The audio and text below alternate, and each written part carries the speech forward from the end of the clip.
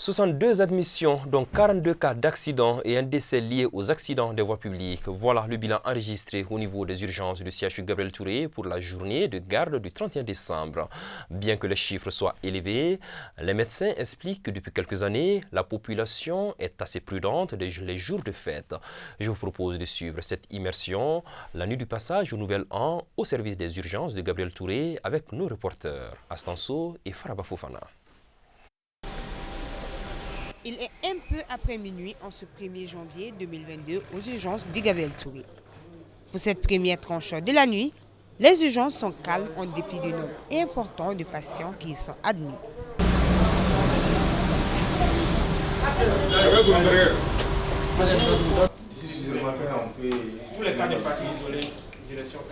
Après quelques minutes, taxis et ambulances déposent les victimes de la voie publique. Et malheureusement, à peine la deuxième tranche entamée, une jeune adolescente est aussi conduite aux urgences. Verdict, décès constaté à l'arrivée, cause apparente du décès, accident domestique.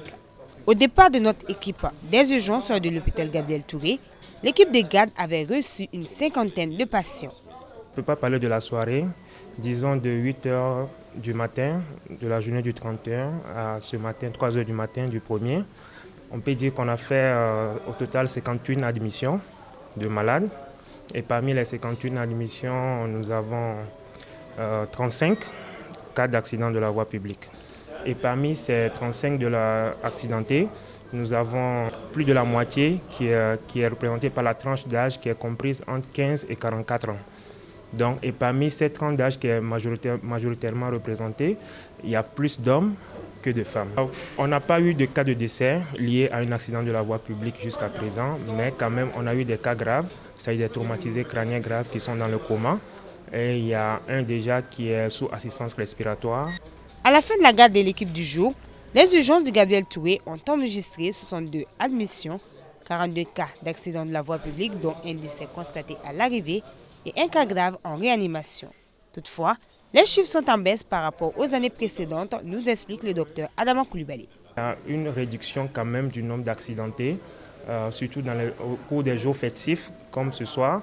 Mais on constate quand même que les cas sont toujours là, les cas d'accident de la voie publique, ils sont toujours là. On voit que ce sont les jeunes hommes qui sont les plus concernés par ces cas d'accident de la voie publique.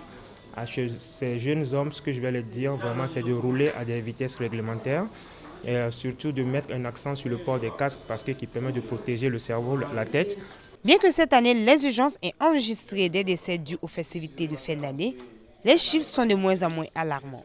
Comme quoi, les campagnes de sensibilisation semblent porter leurs fruits pour une fête sans accident.